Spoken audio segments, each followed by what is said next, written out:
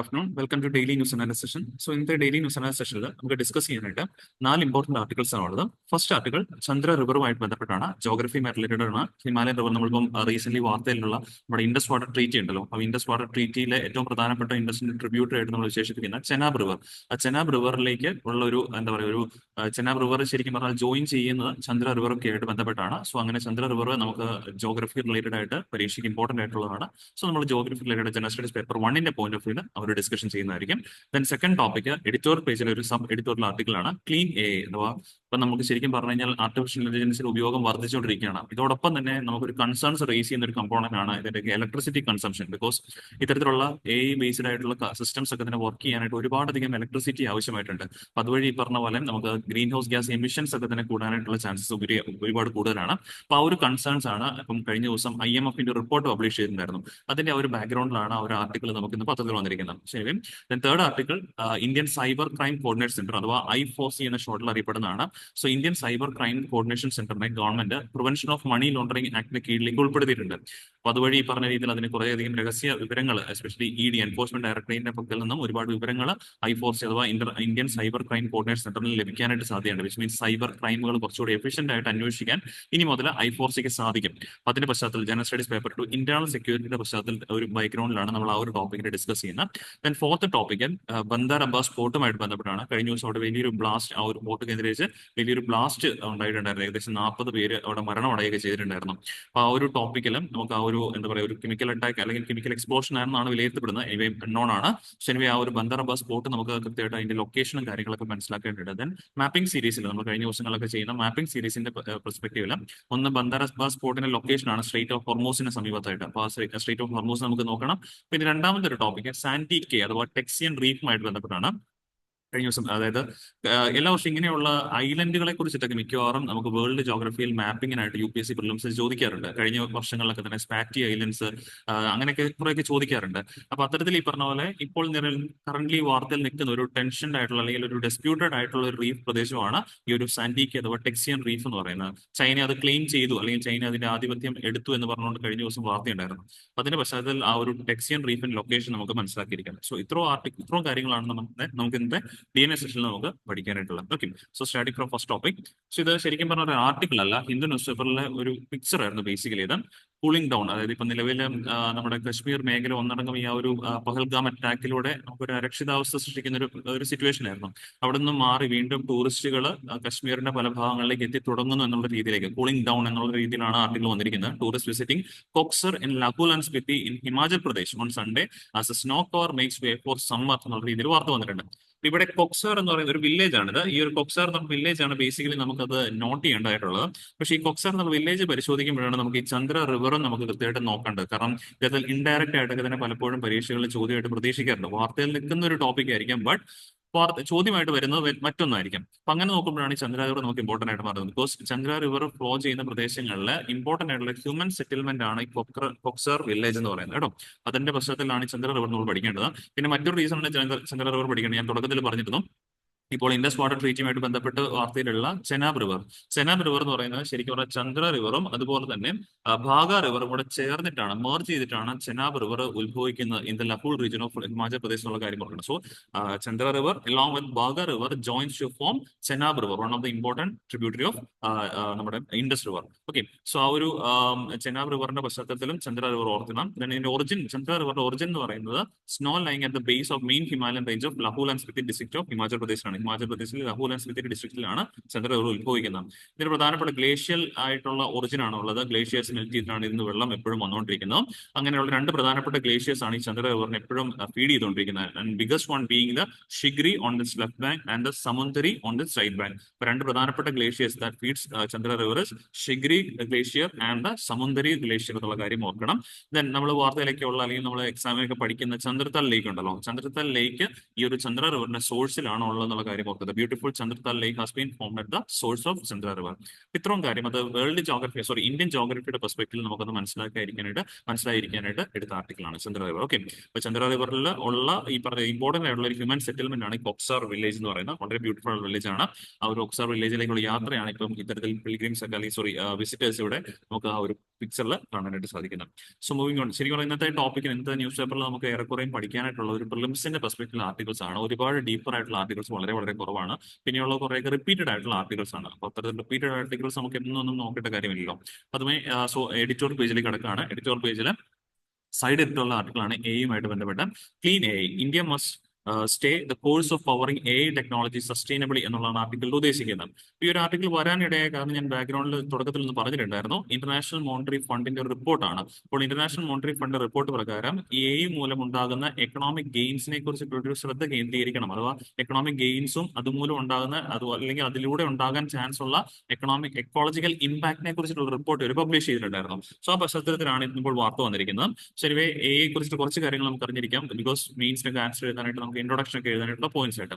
So A market current $200 ബില്യന്റെ ആണ് A market എന്ന് പറയുന്നത്. ബട്ട് 2030 ആകുമ്പോഴേക്കും $15.7 ട്രില്യൺ വളരാനുള്ള കപ്പാസിറ്റി ഉള്ള ഒരു മാർക്കറ്റ് കൂടിയുണ്ട്. ഈവൻ ഇന്ത്യ പോലും നമ്മുടെ സ്വന്തമായിട്ടുള്ള ഒരു എ ടെക്നോളജി ഡെവലപ്പ് ചെയ്യാനായിട്ട് ഉദ്ദേശിക്കുന്നുണ്ട്. ഇപ്പൊ കറന്റ് ഉള്ള ഏറ്റവും പ്രധാനപ്പെട്ട ഒരെണ്ണം ChatGPT അതുപോലെ ഡീപ് സീക്ക്, ചൈനയുടെ ഡീപ് സീക്കും വാർത്തയിലുണ്ട്. ഇപ്പൊ ഇന്ത്യ കറന്റ് ഒരു ലാർജ് ലാംഗ്വേജ് മോഡൽ, അതായത് ഒരു സ്വന്തമായിട്ടുള്ള ഒരു എ ഡെവലപ്പ് ചെയ്യാനായിട്ട് നമ്മൾ ആഗ്രഹിക്കുകയാണ്. That's for A for India 2030 initiative ഒക്കെ തന്നെ ഇന്ത്യ സ്റ്റാർട്ടപ്പ് ചെയ്ത് കഴിഞ്ഞിട്ടുമുണ്ട്. സോ അതിനൊക്കെ പശ്ചാത്തലത്തിൽ ഈ മീൻസ് കറന്റ് എഐസിന്റെ കീ ഫീച്ചേഴ്സ് ഒന്ന് അറിഞ്ഞിരിക്കണം. ഇവരുടെ ഏറ്റവും പ്രധാനപ്പെട്ട ഫീച്ചേഴ്സ് ആണ് ഹൈ പെർഫോമൻസ് കമ്പ്യൂട്ടിംഗ് ആണ്. വിച്ച് മീൻസ് ഒരുപാട് ഡേറ്റാസ് ഇവർക്ക് പ്രോസസ് ചെയ്യേണ്ടതായിട്ടുണ്ട്. അതിന്റെ ഭാഗമായിട്ട് ഒരുപാട് ഗ്രാഫിക് പ്രോസസിംഗ് യൂണിറ്റ്സുകളും അതുപോലെ ഫാസ്റ്റർ മോഡൽ ട്രെയിനിങ്ങുകളും കോംപ്ലക്സ് കമ്പ്യൂട്ടേഷൻസും ഒക്കെ തന്നെ ഇവയ്ക്ക് ആവശ്യമാണ്. സോ ഫസ്റ്റ് ഫീച്ചറാണ് ഹൈ പെർഫോമൻസ് കമ്പ്യൂട്ടിംഗ് ആണ്. രണ്ടാമത്താണ് മാസീവ് സ്റ്റോറേജ് വേണം. കാരണം ലാർജ് എമൗണ്ട് ഡേറ്റ ട്രെയിൻ ചെയ്ത് സൂക്ഷിച്ചു വെക്കേണ്ടതായിട്ടുണ്ട്. അതിന്റെ ഭാഗമായിട്ട് ക്ലൗഡ് സ്റ്റോറേജ്, മാസീവ് സ്റ്റോറേജ് ഇവയ്ക്ക് ആവശ്യമാണ്. മൂന്നാമതായിട്ട് എഫിഷ്യന്റ് നെറ്റ്വർക്കിംഗും വേണം. ഹൈ സ്പീഡ് ഇന്റർനെറ്റ് കണക്ഷൻ ആവശ്യമാണ്. സ്ലോ സ്പീഡ് പറ്റത്തില്ല, ഹൈ സ്പീഡ് ഇന്റർനെറ്റ് കണക്ഷൻസ് ആവശ്യമാണ്. Because real time data transfer enable ചെയ്യാൻ വേണ്ടിയിട്ട് ഹൈ സ്പീഡ് എഫിഷ്യന്റ് നെറ്റ്വർക്കിംഗ് ആവശ്യമാണ്. ദെൻ എനർജി എഫിഷ്യൻസി, അതായത് ഹൈ എമൗണ്ട് ഓഫ് എനർജി ആവശ്യമാണ്. ദെൻ ഇത്തരത്തിൽ high amount of energy usage ചെയ്യുമ്പോഴേക്കും ഒരുപാട് ഹീറ്റ് അവിടെ ഡെസിപ്പേറ്റ് ചെയ്യാനുള്ള ചാൻസസ് ഉണ്ട്. അതിന്റെ ഭാഗമായിട്ട് എസ് ഒക്കെ തന്നെ കൂളിങ്ങിനായിട്ട് ലിക്വിഡ് അല്ലെങ്കിൽ എയർ കൂളിംഗ് ആണ് കൂടുതലായിട്ട് ഉപയോഗിക്കുന്നത്. അപ്പൊ ഇവിടെയും കൂളിങ്ങിനായിട്ടും ഒരു പക്ഷേ എനർജി ആവശ്യമായിട്ട് വന്നേക്കാം, എയർ കൂളിംഗ് ഒക്കെ ചെയ്യുമ്പോഴേക്കും. അപ്പൊ അത്തരത്തിൽ വേണ്ടിയിട്ട് എനർജി കൂടുതലായിട്ട് ഉപയോഗിക്കേണ്ട ഹൈ പവർ കൺസംഷൻ ഒക്കെ വരുന്നുണ്ട്.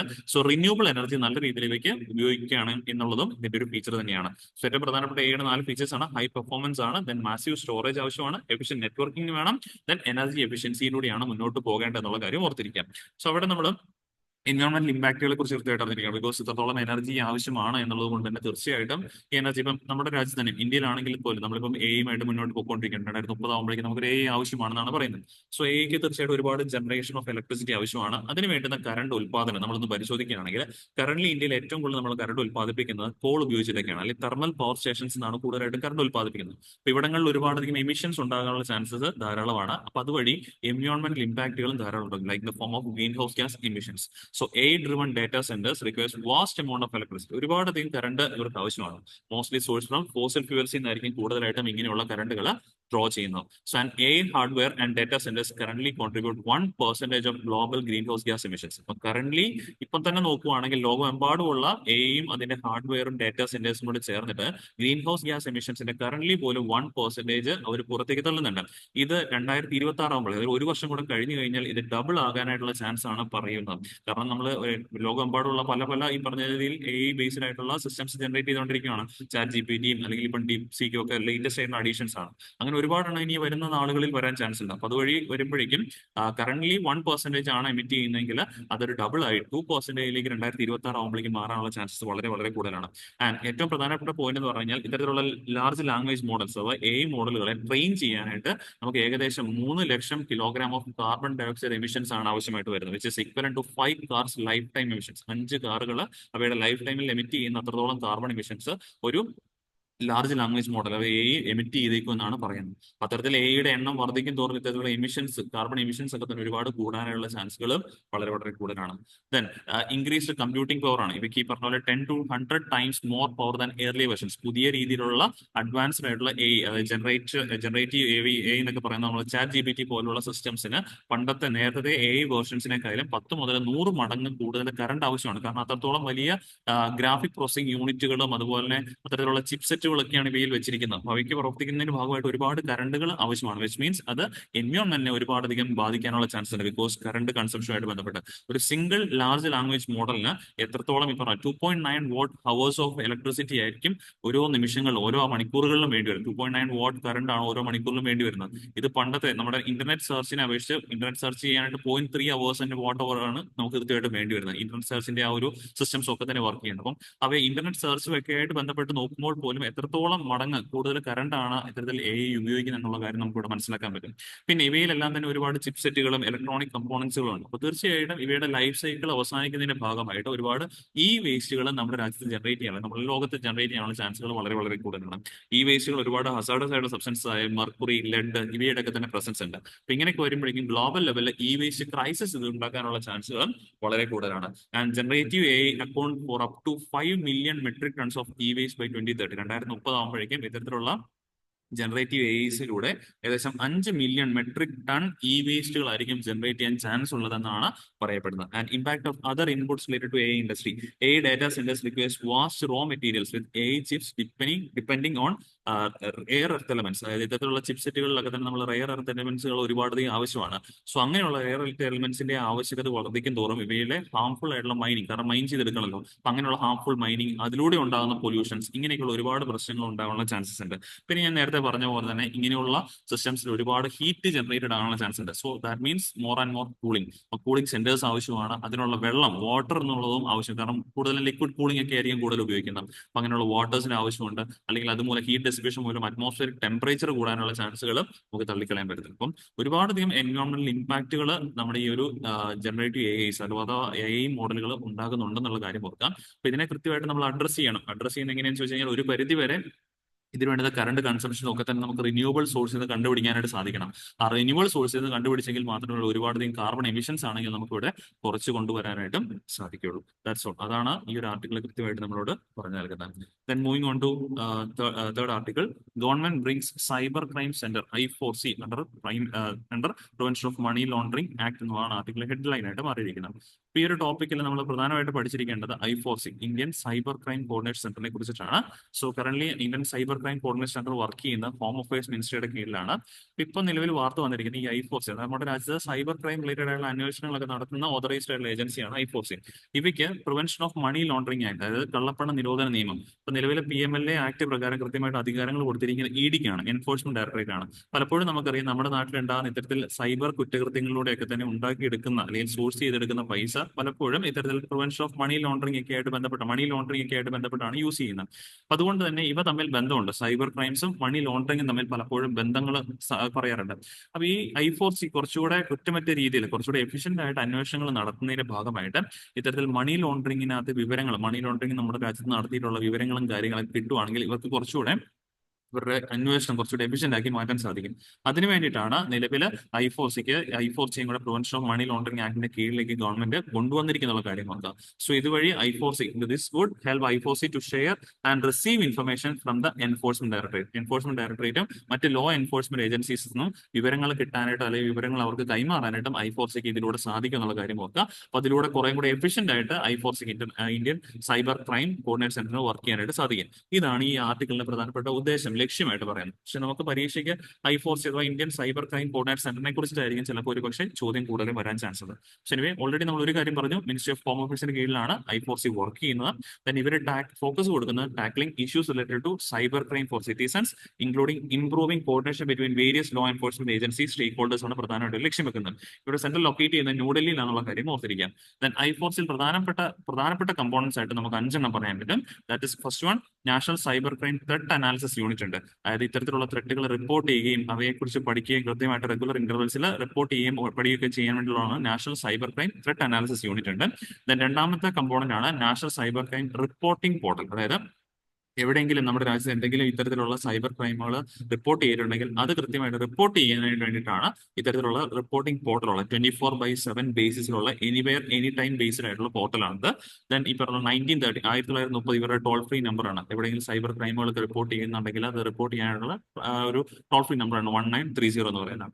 സോ അങ്ങനെയുള്ള റിപ്പോർട്ടിംഗ് കേന്ദ്രങ്ങളുണ്ട്. ദെൻ മൂന്നാമതാണ് national cyber crime training centres. നമ്മൾ എസ്പെഷ്യലി ഗവൺമെന്റ് ഒഫീഷ്യൽസിനും ലോ എൻഫോഴ്സ്മെന്റ് ഏജൻസിയിലൊക്കെ വർക്ക് ചെയ്യുന്ന ആളുകൾക്ക് ട്രെയിനിങ്ങുകൾ കൃത്യമായിട്ട് കൊടുക്കുന്നതിന്റെ ഭാഗമായിട്ടുള്ള നാഷണൽ സൈബർ ക്രൈം ട്രെയിനിങ് സെന്റേഴ്സും ഇവയുടെ കീഴിലുള്ള ഒരു കമ്പോണന്റ് ആണ്. Then national cyber crime research and innovation centre ഉണ്ട്. ഇവയിൽ ഈ പറഞ്ഞ എങ്ങനെയൊക്കെ നമ്മുടെ രാജ്യത്തോട്ട് ഉണ്ടാകുന്ന സൈബർ ക്രൈമുകൾ പ്രിവെന്റ് ചെയ്യാം, അങ്ങനെയൊക്കെയുള്ള കാര്യങ്ങളെ കുറിച്ച് റിസർച്ച് നടത്തുന്നതിന്റെ ഭാഗമായിട്ട് national cyber crime research and innovation centre. Then platform for joint cyber crime coordination team ഉണ്ട്. ഫോർ കോർഡിനേഷൻ ഇങ്ങനെയുള്ള നാടുകളിൽ ഉണ്ടാകുന്ന സൈബർ ക്രൈമുകൾ തടയുകയും അതിൽ ഈ പറഞ്ഞ കൃത്യമായിട്ടും ഇടപെട്ട് അതിന്റെ പരിഹാരങ്ങളൊക്കെ കണ്ടുപിടിക്കുന്നതിന്റെ ഭാഗമായിട്ടുള്ള ജോയിന്റ് സൈബർ ക്രൈം കോർഡിനേഷൻ ടീമുണ്ട്. ഇത്രയും 5 പ്രധാനപ്പെട്ട, ഇത് മാത്രമല്ല പ്രധാനപ്പെട്ട I4Cയുടെ കമ്പോണൻസ് ആണ് national cyber crime threat analysis unit, national cyber crime reporting portal, national cyber crime training centre, then national cyber crime research and innovation centre ഉണ്ട്, then platform for joint cyber crime coordination team. ഇത്രയും കാര്യങ്ങളാണ് I4Cയുടെ components ആയിട്ടും പറയപ്പെടുന്നത്. ഇത്രയാണ് ആ I4Cയുമായിട്ട് കൃത്യമായിട്ട് നമുക്ക് പരീക്ഷയുടെ പെർസ്പെക്റ്റീവ് ഓർത്തിരിക്കേണ്ടത്. മിനിസ്ട്രി ഓർത്തിരിക്കണം, മിനിസ്ട്രി ഓഫ് ഹോം അഫയേഴ്സ് ആണ്. Okay. Then next topic, Iran's president visits site of port blast that killed 40, injured 1,000 ആണ്. അപ്പം നമ്മൾ തുടക്കത്തിൽ പറഞ്ഞ പോലെ ഇറാനിലെ പ്രധാനപ്പെട്ട പോർട്ടായ ബന്ദർ അബ്ബാസ് പോർട്ടിലെ ഒരു ഭാഗം, ബന്ദർ അബ്ബാസ് പോർട്ടിന് 2 ഭാഗങ്ങളുണ്ട്. അതിനകത്ത് ഒരു ഭാഗമായ ഷഹീദ് രാജി പോർട്ടിലാണ് ഈ ഒരു ബ്ലാസ്റ്റ് നടന്നിട്ടുണ്ടായിരുന്നത്. ഏകദേശം 40 പേര് കൊല്ലപ്പെട്ടു എന്നുള്ള വാർത്ത വന്നിട്ടുണ്ട്. സോ അങ്ങനെ വരുമ്പോഴേക്കും നമുക്കിവിടെ പരീക്ഷയിൽ ചോദിക്കാറുള്ളതാണ്, റീസെന്റ് സീനിൽ പോർട്ടൊക്കെ ആയിട്ട് ബന്ധപ്പെട്ട് ചോദിക്കാറുണ്ട്. അപ്പൊ ഷഹീദ് രാജി പോർട്ട് ഇറാനിലാണെന്നുള്ള കാര്യം ഓർക്കണം. അപ്പൊ ഇറാനിലെ ശരിക്കും പറഞ്ഞാൽ സ്ട്രേറ്റ് ഓഫ് ഹോർമൂസിന് സമീപത്താണ്. ഈ ഒരു പോയിന്റ് ആണ് സ്ട്രേറ്റ് ഓഫ് ഹോർമൂസ് കേട്ടോ. സ്ട്രേറ്റ് ഓഫ് ഹോർമൂസ് എന്ന് പറഞ്ഞു കഴിഞ്ഞാൽ നാരോ സ്ട്രേറ്റ് ആണ് connecting Persian Gulf and Gulf of Oman. അപ്പം ഗൾഫ് ഓഫ് ഒമാനെയും പേർഷ്യൻ ഗൾഫിനെയും കണക്ട്, അല്ലെങ്കിൽ പേർഷ്യൻ ഗൾഫിൽ നിന്നും കപ്പലുകൾ ഈ ഒരു സ്ട്രേറ്റ് ഓഫ് ഹോർമൂസിലൂടെ പോയി ഗൾഫ് ഓഫ് ഒമാനിലെത്തി അവിടെ നിന്നാണ് പിന്നീട് നമ്മുടെ അറബിക്കടലിലേക്കും ഇന്ത്യൻ ഓഷ്യനിലേക്കും തന്നെ പ്രവേശിക്കുക എന്നുള്ള കാര്യം ഓർത്തിരിക്കാം. അപ്പം ബന്ദർ അബ്ബാസ് പോർട്ട് എന്ന് ചോദിക്കാം, അല്ലെങ്കിൽ ഷാഹിദ് റജി പോർട്ട് എന്ന് പറയുന്ന സ്ട്രേറ്റ് ഓഫ് ഹോർമൂസിന്റെ സമീപത്താണുള്ളത്. ദെൻ സ്ട്രേറ്റ് ഓഫ് ഹോർമൂസ് ആരെ തമ്മിൽ കണക്ട് ചെയ്യുന്നു? പേർഷ്യൻ ഗൾഫിനെയും ഗൾഫ് ഓഫ് ഒമാനെയും തമ്മിൽ കണക്ട് ചെയ്യുന്നുണ്ട്. ഈ സ്ട്രേറ്റ് ഓഫ് ഹോർമൂസിന്റെ പ്രത്യേകത എന്ന് വെച്ചാൽ ലോകത്തിന്റെ 1/5 ഓഫ് വേൾഡ് ഓയിൽ ഔട്ട്പുട്ട് ഇതിലൂടെയാണ് പാസ് ചെയ്യുന്നത്. കാരണം പ്രധാനപ്പെട്ട ഓയിൽ രാജ്യങ്ങളൊക്കെ തന്നെ ഇവിടെയാണല്ലോ ഉള്ളത്. അപ്പൊ ലോകത്തിലേക്കുള്ള ഓയിലിന്റെ 1/5 ട്രാൻസ്പോർട്ട് ചെയ്യപ്പെടുന്ന ഈ ഒരു സ്ട്രേറ്റ് ഓഫ് ഹോർമൂസിലൂടെയാണെന്നുള്ള കാര്യം പറഞ്ഞത്. അതുകൊണ്ട് ഇനി സ്ട്രേറ്റ് ഓഫ് ഹോർമൂസിലേക്ക് എന്തെങ്കിലും അപകടങ്ങൾ സംഭവിച്ചു കഴിഞ്ഞാൽ അത് വേൾഡ് ഓയിൽ സപ്ലൈയെ ബാധിച്ചേക്കാം. അതുവഴി ഗ്ലോബൽ ഓയിൽ പ്രൈസിനെ ഒക്കെ തന്നെ നെഗറ്റീവായിട്ട് ബാധിക്കാനുള്ള ചാൻസുകളും വളരെ വളരെ കൂടുതലാണ്. Okay, that's all. അതുപോലെ തന്നെ ഇറാനിലെ മറ്റ് പ്രധാനപ്പെട്ട പോർട്ടുകൾ നടന്നിരിക്കുക. ഒന്ന് ബന്ദർ അബ്ബാസ് പോർട്ട് ഓൾറെഡി നമ്മൾ പറഞ്ഞു. ദെൻ ചബഹാർ പോർട്ട്, വാർത്തയിലുള്ളതാണ് ചബഹാർ പോർട്ട്. ഇന്ത്യയുമായിട്ട് സഹകരിച്ച് നിർമ്മിക്കുന്ന പോർട്ടായിരുന്നു Chabahar port. Then Amirabad port, Nowshahr port, Anzali port ഉണ്ട്. ദെൻ ഇമാം ഖമേനി പോർട്ടും ഉണ്ട്. ഇത്രയും പോർട്ടുകൾ ഏകദേശം 6 പോർട്ടുകളാണ് പ്രധാനപ്പെട്ട പോർട്ട്സ് ആയിട്ട് ഇറാനിൽ പറയപ്പെടുന്നത്. Okay, so then moving on to last mapping സീരീസിലാണ്. ഇവിടെ മാപ്പിംഗിനകത്ത് സ്പ്രാറ്റ്ലി ഐലൻഡ്സ് മുൻ വർഷങ്ങളിൽ UPSC ചോദിച്ചാണ്. സ്പ്രാറ്റ്ലി ഐലൻഡ്സ് ലൊക്കേറ്റഡ് എവിടെയാണ്? സൗത്ത് ചൈന സീയിലാണെന്നുള്ള കാര്യം മാർക്കരുത് കേട്ടോ. സ്പ്രാറ്റ്ലി ഐലൻഡ്സും ഈ ഡിസ്പ്യൂട്ടഡ് ആയിട്ടുള്ള കുറേ ഐലൻഡുകൾ കൂടുതലും വരാറുള്ള, എല്ലാം നല്ല കൂടുതലും വരാറുള്ള സൈറ്റ് സൗത്ത് ചൈന സീയാണ്. ബിക്കോസ് ഇവിടെ 9 ലൈൻ എന്ന് പറയുന്ന അതിർത്തി നിങ്ങൾക്ക് കാണാൻ പറ്റും. ചൈന ക്ലെയിം ചെയ്യുന്ന ഇതിനോട് ലെഫ്റ്റ് പ്രദേശങ്ങൾ ഫുള്ളും അവരുടേതാണെന്നാണ് പറയപ്പെടുന്നത്. അവരുടെയാണ് ഈ ഐലൻഡ്സ് ഫുള്ളും. അപ്പൊ അത്തരത്തിൽ ശരിക്കും പറഞ്ഞാൽ ടിറ്റു ഐലൻഡ് നമ്മുടെ ഫിലിപ്പൈൻസിന്റെ അതിർത്തിയിൽ വരുന്നതാണ്. ടിറ്റു ഐലൻഡ് അവരുടെ ക്ലെയിംഡ് ആയിട്ടുള്ള ഐലൻഡ് ആണ്. സോ ഈ സാൻഡി കെയും എല്ലാം തന്നെ ശരിക്കും പറഞ്ഞാൽ ഫിലിപ്പൈൻസ് പറയുന്നത് അവരുടേതാണ്. പക്ഷെ കഴിഞ്ഞ ദിവസം ഇന്നലെ ചൈന ക്ലെയിം ചെയ്തു സാൻഡി കെയുടെ അധികാരം ഇവർ പിടിച്ചെടുത്തു എന്ന് പറഞ്ഞുകൊണ്ട് അധികാരം വാർത്ത വന്നിട്ടുണ്ടായിരുന്നു. അതുകൊണ്ട് ചോദിക്കാം, Sandy Cay or Tiexian Reef, ഇതിന്റെ മറ്റൊരു പേരാണ് ടെക്സിയൻ റീഫ്. അപ്പൊ Sandy Cay or Tiexian Reef recent seen news is located എന്ന് പറഞ്ഞുകൊണ്ട് ചോദിക്കാം. തർക്കങ്ങളെ കുറിച്ചിട്ടായിരിക്കത്തില്ല ചോദിക്കുന്നത്, ലൊക്കേഷൻ ആയിരിക്കും ചോദിക്കുന്നത്. സൗത്ത് ചൈന സീനാണ് ലൊക്കേറ്റ് ചെയ്യുന്നത്. അപ്പം Thitu Island, Subi Reef, then Sandy Cay or Tiexian Reef, Whitsun റീഫും ഇതെല്ലാം ശരിക്കും പറഞ്ഞാൽ എവിടെയാണ് ലൊക്കേറ്റ് ചെയ്തിരിക്കുന്നത്? സൗത്ത് ചൈന സീയിലാണെന്നുള്ള കാര്യം ഓർക്കാം.